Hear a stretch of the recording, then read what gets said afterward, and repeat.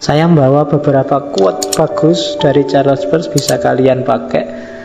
Rule of reason, aturan nalar, aturan rasio itu, in order to learn you must desire to learn.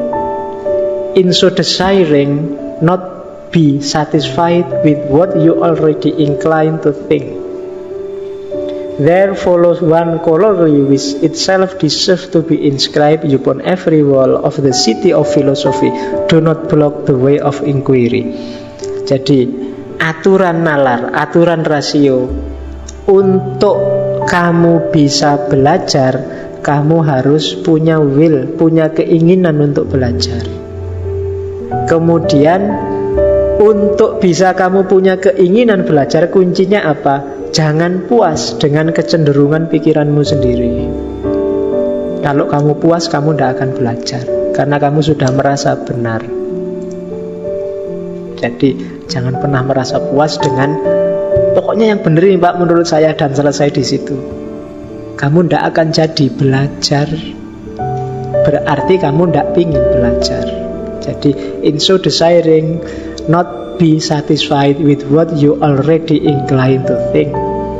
Terus katanya Charles Peirce, there follow one corollary. Ini loh, tak kasih kata-kata yang bagus kamu tempelkan di tembok kota filsafat. Ini bahasanya dia. Apa? Do not block the way of inquiry.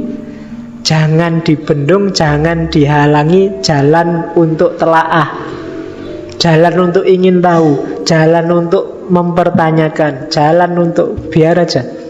Pertanyakan apa saja, itu tanda kamu mau pinter.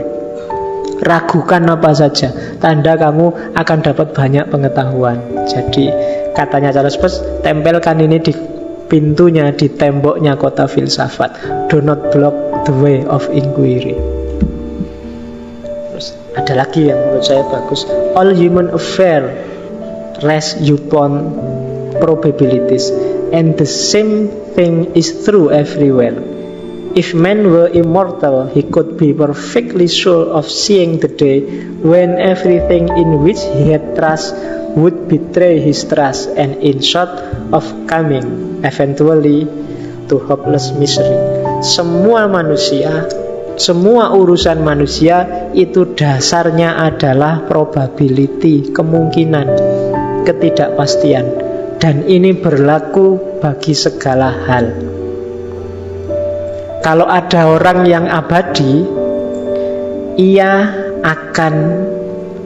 pasti melihat satu hari di mana semua yang dia percayai, kepercayaannya akan runtuh, akan terkhianati, dan dia akan jatuh pada kepedihan tanpa harapan.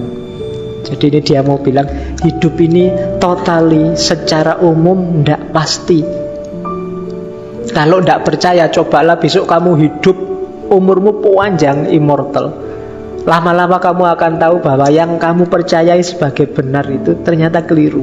Satu demi satu terbukti keliru, sampai kamu bingung sendiri, sumpek sendiri, hopeless. Ternyata keliru kabeh yang tak yakini selama ini. Karena apa? Hidup ini tidak mesti. Maka jangan merasa final dengan yang kamu merasa bisa hari ini. Terus terakhir, my language is the sum of total of myself. Jadi bahasaku adalah totalitas diriku. Jadi ini menurut saya bagus buat kalian yang senengane posting, senengane nulis status, senengane ikut-ikutan geger debat di banyak forum, banyak grup.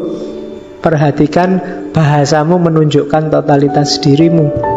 Yang suka maki-maki, yang suka sinis, yang suka tolelot, itu menunjukkan dirimu.